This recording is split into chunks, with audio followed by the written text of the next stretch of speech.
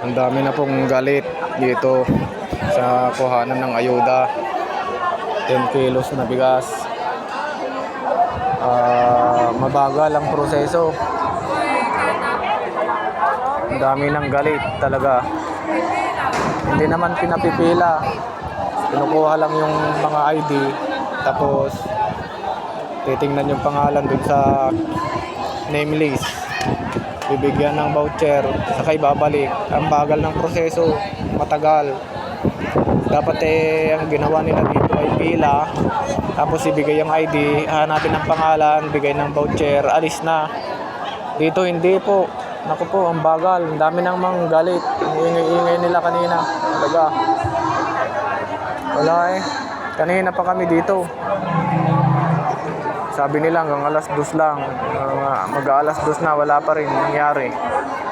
Bagal ng usad. Galit na sila.